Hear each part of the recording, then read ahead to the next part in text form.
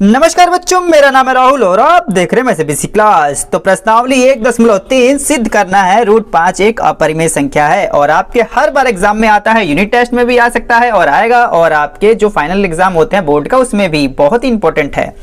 √5 एक अपरिमेय संख्या है। 9th क्लास में आपने सिद्ध किया था √5 या √2 को संख्या रेखा पे दिखाएं, तो अब की बार है इसे अपरिमेय संख्या इसे सिद्ध करना है। तो परिमेय संख्या किसे कहते हैं आपको पता है, जिसे p/q के रूप में लिखा जाए और q = नॉट 0, और अपरिमेय जिसे p/q के रूप में नहीं लिखा जा सकता। तो चलिए इसे शुरू करते हैं और लगाना शुरू करते हैं।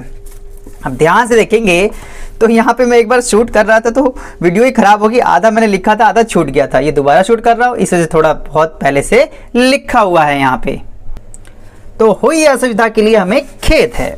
तो सबसे पहले लिखेंगे माना √5 एक परिमेय संख्या है, इसलिए √5 बराबर p/q लिख सकते हैं कि जब इसे परिमेय संख्या मान ली। यही काफी इंटरेस्टिंग चीज है। यहाँ पे अपरिमेय संख्या है लेकिन हमने माना क्या, माना √5 एक परिमेय संख्या है। तो परिमेय संख्या को √5 बराबर p/q लिख सकते हैं, जहाँ q बराबर नॉट इक्वल टू 0। pq सअभाज्य संख्या है। सअभाज्य संख्या कैसे है, जैसे कि 3 और 4, ठीक है, इसका कोई और गुणनखंड नहीं होता। 3 और 5 इनके अलावा कोई और गुणनखंड नहीं होगा, ठीक है। 7 और 5 ले सकते हैं, इनके अलावा कोई और गुणनखंड नहीं होता, उसको हम सअभाज्य संख्याएं कहते हैं। या तो 7 × 1 लिख सकते हैं, या तो 5 × 1, इसके अलावा इसका कोई भी गुणनखंड नहीं होता। इसको और समझाने के लिए आप इस प्रकार से लिख सकते हैं, PQ का जो HCF होगा वो कितना होगा, वो 1 होगा। PQ का HCF 1 होगा। अब इसे आगे लगाने के लिए दोनों पक्षों का वर्ग करने पर क्या लिखेंगे, दोनों पक्षों का वर्ग करने पर, दोनों पक्षों का वर्ग करने पर √5 यहाँ पे है और p/q यहाँ पे है। दोनों पक्षों का वर्ग कर देता हूँ, तो काली पेन से करता हूँ तो ताकि आपको थोड़ा सा क्लियर समझ में आता रहे। रंग बिरंगे टाइप से हैं। दोनों पक्षों का यहाँ पे हमने वर्ग कर दिया, दोनों पक्षों का यहाँ पे वर्ग किया। आपने देखा होगा कोई भी संख्या √5 का अगर वर्ग करेंगे तो ये 5 बन जाएगी, √6 का वर्ग करेंगे तो ये 6 बन जाएगी। आपको फॉर्मूला याद है, √1 का अगर वर्ग करते हैं तो ये आपका a होता है, ठीक है। उसी प्रकार से √5 का जो वर्ग होगा ये 5 हो जाएगा, ठीक है। यहाँ पे p का स्क्वायर और नीचे यहाँ पे q का स्क्वायर। अब यहाँ पे आपको पता है 5 बटे बराबर p² में q² है, ठीक है। तो दोनों का क्रॉस मल्टीप्लाई हो सकता है, इसका मल्टीप्लाई इसमें कर सकते हैं और बटे 1 होता है इसका मल्टीप्लाई इसमें। अगर इसमें मल्टीप्लाई करेंगे तो आपका कितना हो जाएगा, आपका 5q², और इन दोनों का मल्टीप्लाई करेंगे तो p² होगा। तो यहाँ पे हम लिख सकते हैं p² बराबर p², अगर 1 से मल्टीप्लाई कर लेते हैं, यहाँ पर अगर समझ में आ रहा है ना, 1 से मल्टीप्लाई करते p² बराबर ये दोनों मल्टीप्लाई होगा तो 5q², ठीक है, 5q²। अब यहाँ पे ध्यान से देखेंगे, आपने लिखा था p² बराबर, ठीक है, 5q²। अब देखो ये यहाँ पे है मल्टीप्लाई, अगर ये यहाँ पे भी लिख सकता हूँ ना, 5 को मैं नीचे भी यहाँ के लिख सकता हूँ, इस प्रकार से लिख सकता हूँ। तो 5 p² को विभाजित कर रहा है, यहाँ से आपको साफ पता चल रहा हो, क्योंकि जो इसके बाद स्टेटमेंट लिखूंगा वो यही है। देखो 5 p² को विभाजित कर रहा है, p² ऊपर था 5 नीचे, 5 p² को विभाजित कर रहा है तो p गुणे में p भी लिख सकते हो, बटे में 5। 5 अगर p² को विभाजित कर रहा है तो 5 p को भी विभाजित करेगा, ठीक। तो यहाँ पे अब स्टेटमेंट लिखेंगे, ठीक है, p² 5 से विभाज्य है,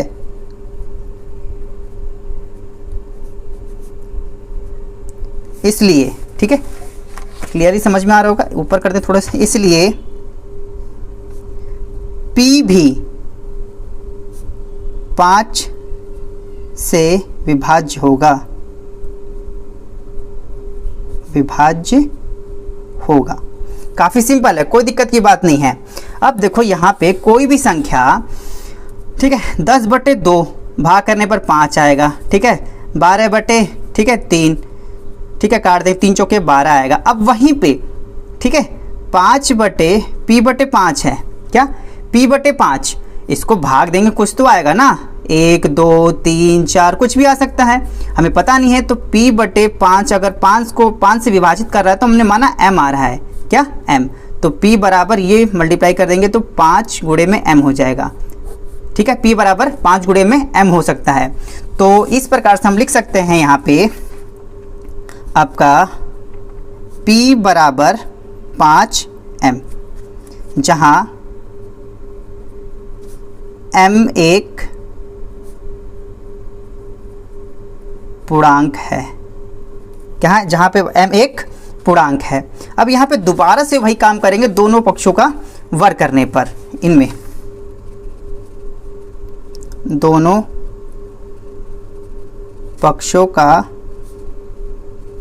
वर्ग करने पर, दोनों पक्षों का वर्ग करेंगे। p बराबर 5m, दोनों पक्षों का वर्ग करने के लिए इस प्रकार से वर्ग कर देंगे, इस प्रकार से वर्ग कर देंगे।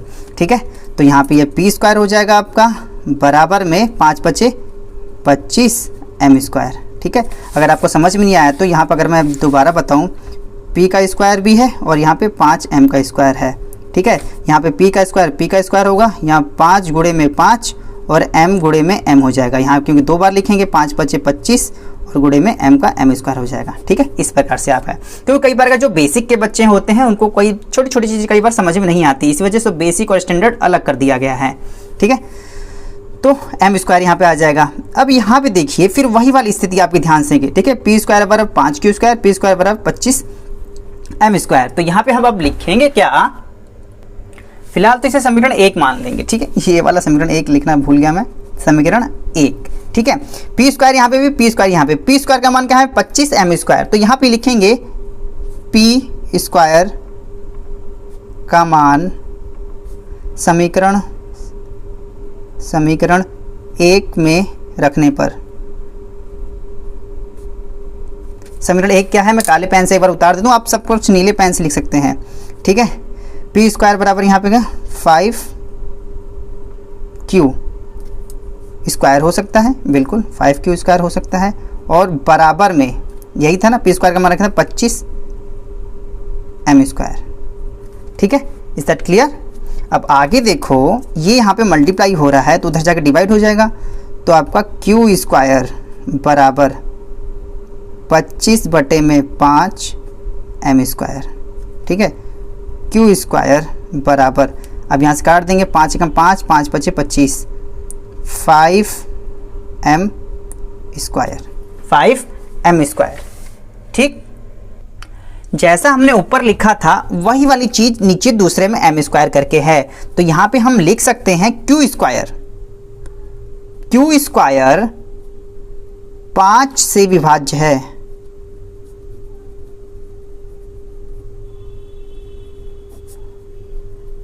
इसलिए q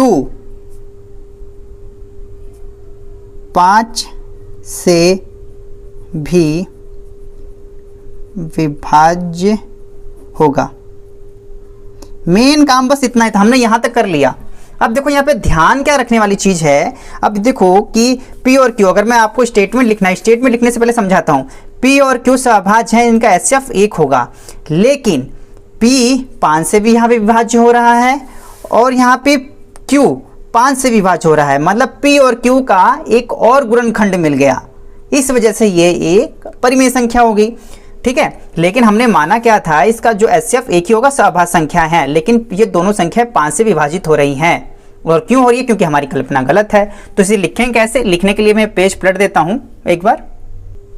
इसमें लिखना बहुत ही सिंपल तरीके से है, जैसे कि अब P Q दोनों 5 से विभाज्य हैं, 5 से विभाज्य हैं। तो अब यहाँ पे क्या लिखेगा, जो क्यों विभाज्य हैं, जो हमारी कल्पना के विरोधाभास के कारण हुआ है, जो हमारी कल्पना का विरोधाभास, जो हमारी कल्पना का विरोधाभास है। क्योंकि उसका HCF 1 होना चाहिए था, यहाँ इसका गुणनखंड 1 होना चाहिए था, यहाँ पे 1 के अलावा 5 भी आ गया, और हमारी कल्पना का क्या कर रहा है, विरोधाभास कर रहा है। और ऐसे क्यों, क्योंकि हमारी जो कल्पना थी वो गलत थी, इसलिए √5 एक अपरिमेय संख्या है।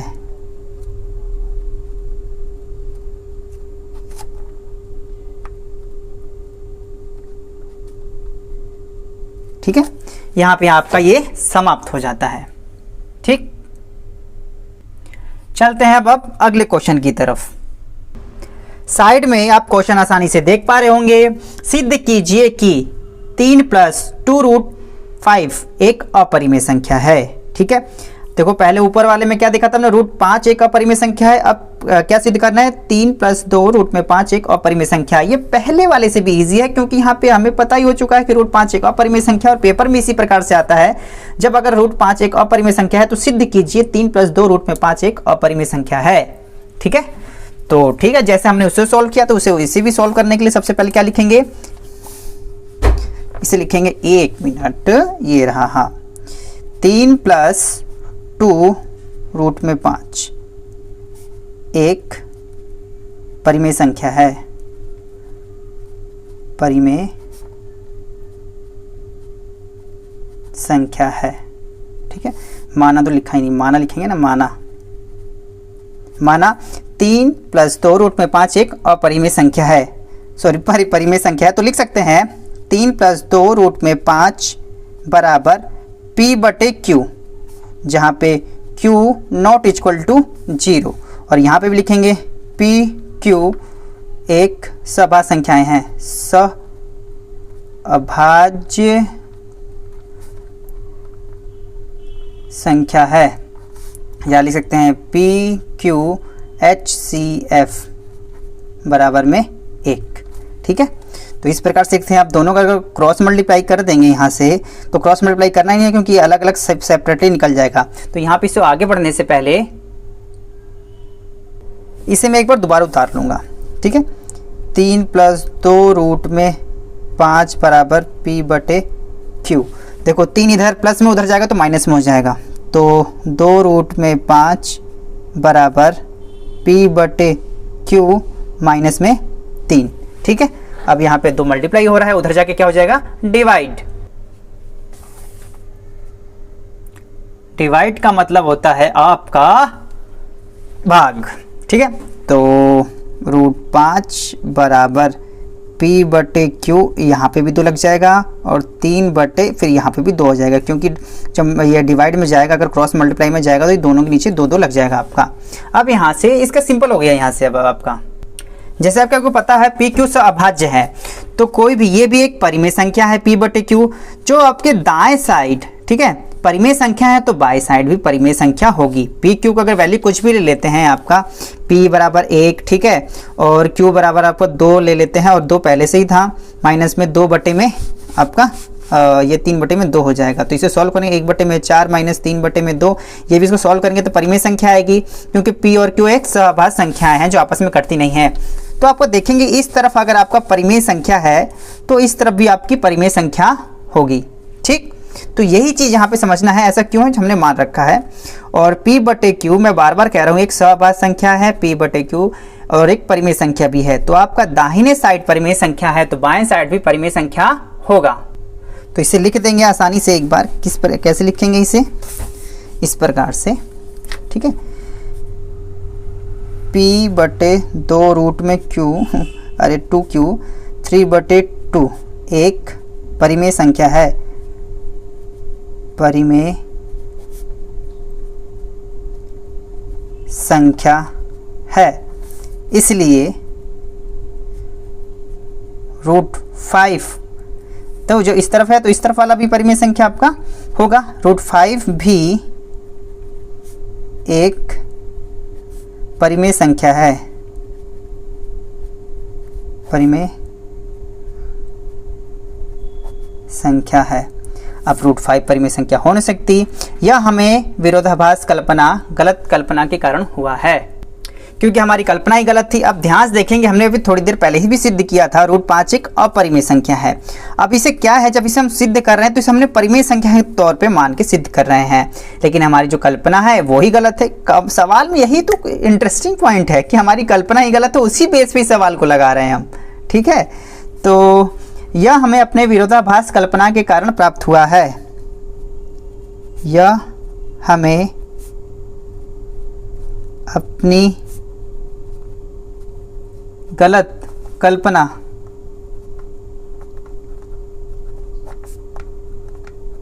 के कारण प्राप्त हुआ है। क्योंकि हमने परिमेय संख्या मान रखी थी, लेकिन असल में है क्या, अपरिमेय संख्या। तो इसीलिए अतः 3 + 2 रूट में 5 एक अपरिमेय संख्या है, अपरिमेय संख्या है। ठीक है, यहाँ पे आपका सवाल समाप्त हो जाता है। तो चलिए सवाल नंबर 3 की तरफ चलते हैं। जैसा कि आप साइड स्क्रीन पे देख पा रहे होंगे, क्वेश्चन नंबर 3, क्वेश्चन नंबर 3 को सिद्ध करने में है, ये भी सिद्ध करने वाला ही है। और लिखा है सिद्ध कीजिए कि निम्न संख्याएं अपरिमेय संख्या है। इसमें तीनों सवालों में आपको अपरिमेय संख्या सिद्ध करनी थी, और ये हर बार आपको यूनिट टेस्ट और आपका एग्जाम में हर बार आता है। सिद्ध कीजिए कि निम्नलिखित संख्याएं अपरिमेय संख्या है। तो पहला है क्वेश्चन नंबर 3 का फर्स्ट। ठीक है, क्वेश्चन नंबर 3 का फर्स्ट, 1/1/√2 एक अपरिमेय संख्या है। तो सीधी सी बात है, जैसे हमने पिछली बार सवाल लगाया था, अब की बार भी उसी प्रकार से लगाएंगे। मानेंगे, माना √2 एक परिमेय संख्या है, माना 1/√2 एक अपरिमेय संख्या है। देखो, अपरिमेय पे पढ़ते पढ़ते अपरिमेय लिख दिया, परिमेय संख्या मानिए बच्चों, ये थोड़ा सा गलत हो गया आपका। ठीक है, मानेंगे गलत है। माना 1/√2 एक परिमेय संख्या है, अपरिमेय तो सिद्ध ही करनी है। ठीक है, तो लिख सकते हैं 1/√2 बराबर P/Q, जहाँ Q = नॉट 0 और PQ सअभाज्य संख्याएं हैं, या संख्या है, संख्या है लिख देंगे तो ज़्यादा अच्छा रहेगा। PQ HCF, PQ का HCF क्या होगा, एक सअभाज्य संख्या जिसका HCF 1 होता है। ठीक है, तो अब यहाँ आगे करेंगे सवाल, इस पर दोबारा उतार लेंगे, 1/√2 बराबर P/Q। अब यहाँ मैं परिमेयीकरण कर दूंगा तो ज़्यादा अच्छा रहेगा। ठीक है, परिमेयीकरण करने पर यहाँ पे तो अपने आप ही पता चल जाएगा, यहाँ पे 1/√2 परिमेयीकरण करने के लिए जो नीचे होता है सेम चीज़ ऊपर लिख देते हैं और सेम चीज़ नीचे लिख देते हैं। ठीक है, तो कोई दिक्कत नहीं आती इससे, यहाँ P/Q ही रहेगा, यहाँ पे आ जाएगा √2/2 बराबर P/Q। इस प्रकार से क्रॉस मल्टीप्लाई कर देंगे। ठीक है, तो क्रॉस मल्टीप्लाई करने के √2 को मैं यहीं रखूँगा, √2 को यहीं रखूँगा और 2 उधर चला जाएगा, 2P/Q। अब याद रखना P/Q सअभाज्य संख्याएं हैं। अगर मैं इस प्रकार से लिखूँ 2P/Q, ठीक है, 2 का 2 रखता हूँ, P बराबर मैं मान लेता हूँ 3 और इसके बराबर 7, तो 3 दूना 6/7। ठीक है, 6/7 एक परिमेय संख्या होगी। तो कहने का ये मतलब है 2P/Q एक परिमेय संख्या है, तो √2 भी एक परिमेय संख्या होगी। और ये हमारी क्यों हो रही है, गलत जो हमने विरोधाभास कल्पना कर रखी है उसी कारण हो रहा है। तो यही चीज़ दोबारा से लिख देंगे, PQ एक पूर्णांक है, PQ एक पूर्णांक है, या सअभाज्य संख्याएं भी लिख सकते हैं। ठीक है, इसलिए 2P/Q एक परिमेय संख्या है, परिमेय संख्या है। इसलिए √2 ये परिमेय संख्या है, तो ये वाले भी परिमेय संख्या होगी, √2 भी परिमेय संख्या होगी, परिमेय संख्या होगी। और ये हमें क्यों हो रहा है, क्योंकि हमने गलत विरोधाभास कल्पना कर रखी थी। अगर स्टार्टिंग में ही देखेंगे, माना 1/√2 परिमेय संख्या हमने मान रखी, तो परिमेय संख्या माने तो परिमेय ही आएगी, लेकिन जो हमारी कल्पना है वो गलत है। यह हमें अपने विरोधाभास कल्पना के कारण हुआ है, यह हमें अपने विरोधाभास कल्पना के कारण हुआ है, क्योंकि हमने माना ही गलत था, इसीलिए अतः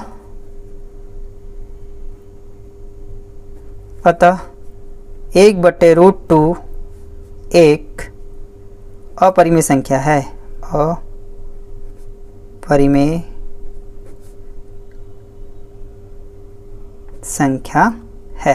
ठीक है, तीसरे का फर्स्ट यहाँ पे आपका समाप्त हो जाता है। ठीक है, तो चलिए चलते हैं हम अपने अगले क्वेश्चन की तरफ। जैसा कि आप बगल में देख पा रहे होंगे, क्वेश्चन नंबर 3, सिद्ध कीजिए कि निम्न संख्याएं अपरिमेय संख्या है। तो इसका दूसरा क्वेश्चन हमें लगाना है, काफ़ी सिंपल है। अब की बार क्या है आपका 7√5 एक अपरिमेय संख्या, ये सिद्ध करना है। तो चलिए इसे लगाना शुरू करते हैं। लिखेंगे क्वेश्चन नंबर 3 का सेकंड। ठीक है, तो यहाँ लिखेंगे माना, भाई ये पहले मानेंगे, माना 7√5 एक परिमेय संख्या है, परिमेय संख्या है। ठीक है, इसलिए 7√5 बराबर P/Q हो सकता है, जहां Q = नॉट 0 और PQ अभाज्य संख्या है। ठीक है, यह संख्याएं हैं, दो हैं तो यार संख्या ही आएगा, बहुवचन है। ठीक है, अगर नहीं ज़्यादा समझ में आए तो P और Q मैं दोबारा बता रहा हूँ, इसका HCF जो होगा वो 1 होगा। ठीक है, अब आगे लिख सकते हैं इसी प्रकार से, फिर 7√5 बराबर P/Q, क्रॉस मल्टीप्लाई कर देंगे। ठीक है, बेसिक वाले बच्चे ध्यान से देखें, 7 क्या था आपका √5 बराबर P/Q, क्रॉस मल्टीप्लाई होगा, यहाँ से यहाँ पे जो क्रॉस है नीचे वाला ऊपर, ऊपर वाला नीचे, और वैसे मैं √5 को मैं यही रखना चाहता हूँ, उधर ले ही नहीं जा रहा। तो P/Q तो पहले से उधर है, जो 7 यहाँ मल्टीप्लाई हो रहा है भाग में आ जाए, 7 यहाँ आ जाएगा। ठीक है, तो यहाँ लिखेंगे √5 बराबर P/7Q। ठीक है, और PQ आपकी एक पूर्णांक संख्याएं हैं। ठीक है, तो ये पूर्णांक संख्या यहाँ पे P की जगह मैं 1, Q की जगह 2 भी लिख सकता हूँ। ठीक है, तो अगर मान लीजिए 7 × 14, 1/14 एक परिमेय संख्या है। तो ठीक है, इसके बाद में 3 और मैं 4 भी लिख सकता था, 7 × 28, 3/28, 3/28 अगर नीचे वाला हो जाता है तो ये भी एक परिमेय संख्या है। जब ये वाली परिमेय संख्या है तो इसके दूसरी तरफ वाली परिमेय संख्या होगी, दाएं वाली संख्या परिमेय संख्या है, तो बराबर के बाएं तरफ वाली भी संख्या वैसी होगी, परिमेय संख्या होगी आपकी। ठीक है, तो ये चीज आपको लिखना पड़ेगा। PQ एक पूर्णांक है, PQ एक पूर्णांक है, इसलिए P/7Q एक परिमेय संख्या है, परिमेय संख्या है। ठीक है, इसलिए √5 भी एक परिमेय संख्या होगी, परिमेय संख्या होगी। और ये क्यों प्राप्त हुआ है? क्योंकि हमारी जो कल्पना का विरोधाभास कर रही है। हमारी कल्पना क्योंकि √5 एक अपरिमेय संख्या होती है, जैसे कि हमें पता है, हमें यह विरोधाभास गलत कल्पना के कारण, ठीक है, दिखाई दे रहा है ना, हाँ, गलत कल्पना के कारण हुआ है। एक बार कैमरे में देख लेते, दिखाई दे रहा है ना, हाँ दिखाई दे रहा है, गलत कल्पना के कारण हुआ है। अतः 7√5 एक, देखो अब की बार परिमेय संख्या है। ठीक है, यहाँ से आपका ये सॉल्व हो जाता है और यहाँ पे ये खत्म हो जाता है। तो क्वेश्चन नंबर तीसरे का दूसरा यह समाप्त हो जाता है। अब साइड में देखते रहेंगे, तीसरे का हमें लगाना कौन सा क्वेश्चन, तीसरे का तीसरा। तो तीसरे में क्या है, 6 + √2, जैसे क्वेश्चन आप आसानी से देख पा रहे होंगे, 6 + √2 को अब सिद्ध करना है यह एक अपरिमेय संख्या है। तो चलिए इसे सॉल्व करना शुरू करते हैं। क्वेश्चन नंबर 30 रहेगा, तीसरा। ठीक है, फिर वही है माना। अरे भैया बहुत माना क्या लिखा है, 6 + √2 एक परिमेय संख्या है। समझ में आया? कितनी बार मान चुके हैं √2 एक परिमेय संख्या है, इसलिए हम आसानी से लिख सकते हैं 6 + √2 बराबर p/q, जहां q = नॉट 0। p q सअभाज्य संख्या है, सअभाज्य संख्याएं हैं। और अगर p q h c f = 1, ठीक है, इस प्रकार से भी आसानी समझ सकते हैं। इसे दोबारा लिख लेंगे, 6 + √2 बराबर p/q। 6 यहाँ प्लस में उधर जाएगा तो माइनस में हो जाएगा, √2 बराबर p/q माइनस में 6। अब जैसे ये एक पूर्णांक है, आपको सिर्फ फिर वही वाली बात बतानी, जैसे कि पिछले क्वेश्चन बताया था आपका, √2 बराबर p/q माइनस 6। ये p बराबर कुछ भी मान सकते हैं, q बराबर कुछ भी मान सकते हैं, क्योंकि ये असअभाज्य संख्या है। 2, 3, 4, 5 कुछ भी लगातार संख्याएं हम मान सकते हैं, और पूर्णांक भी है। तो अगर 1/2 मानते हैं तो इससे करके ये सॉल्व हो जाएगा।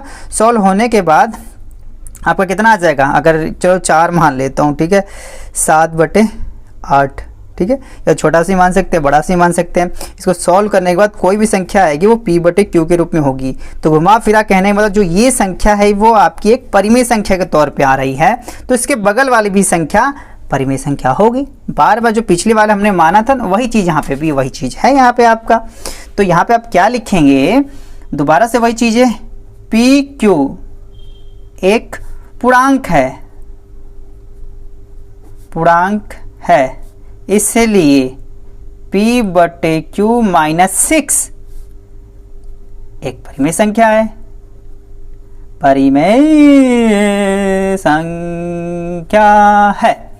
परिमेय संख्या है।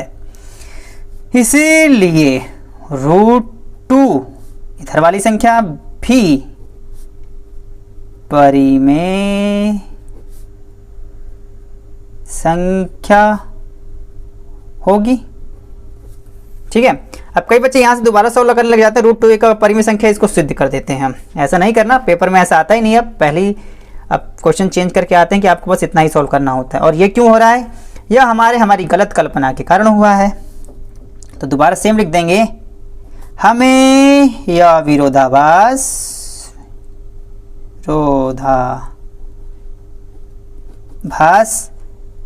गलत कल्पना के कारण हुआ है, गलत कल्पना के कारण हुआ है। अतः देखो दिखाई दे रहा है ना, हाँ कैमरे में देख लेता हूँ, दिखाई दे रहा है। अतः 6 + √2 एक अपरिमेय संख्या है। ठीक है,